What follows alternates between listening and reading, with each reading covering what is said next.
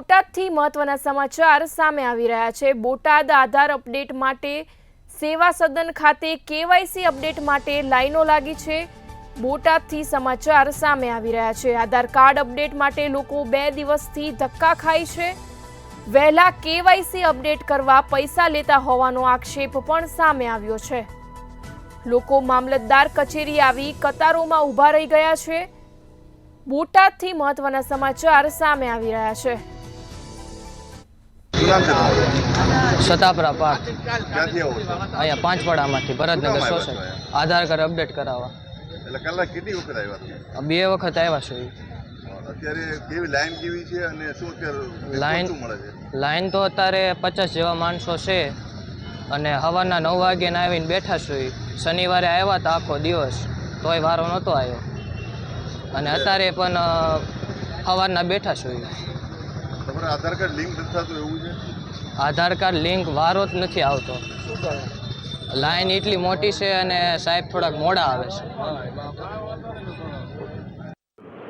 Sir KYC માટે લોકોને અહીંયા લાઈન લાગી છે, લોકોને કે પોતાની અપીલ કરવામાં આવે છે અને આની વ્યવસ્થા ક્યાં કરવામાં આવે છે, શું કહેશો?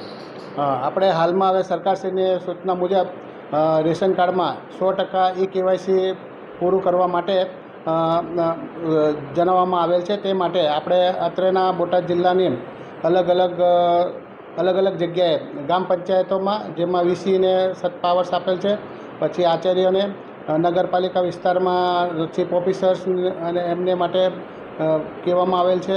તેમજ અલગ જગ્યાએ આપણા જે રેશન કાર્ડના જે સંચાલકો હોય તે લોકોને બી IPDS પ્લસમાં સૂચના આપવામાં આવેલ છે। અને બીજું કે હાલમાં આપણે બધા કેવાયસી કરવા માટે અત્રેની કચેરીમાં બહુ મોટા પ્રમાણમાં આવે છે, તો ગામ લોકોને અપીલ કરવામાં આવે છે કે ખોટી ભીડ ના કરે અને આ કેવાયસીની કામગીરી તારીખ 30/11 સુધીમાં પૂરી કરવાની હોય, જેથી આ જે બીજી અન્ય જગ્યાએ બી કેવાયસીની કામગીરી થાય છે તો ત્યાં એ લોકો ગામ લેવલે અને બીજી જગ્યાએથી જે પંચાયત અને એમાંથી જઈને કેવાયસી કરાવડાવે।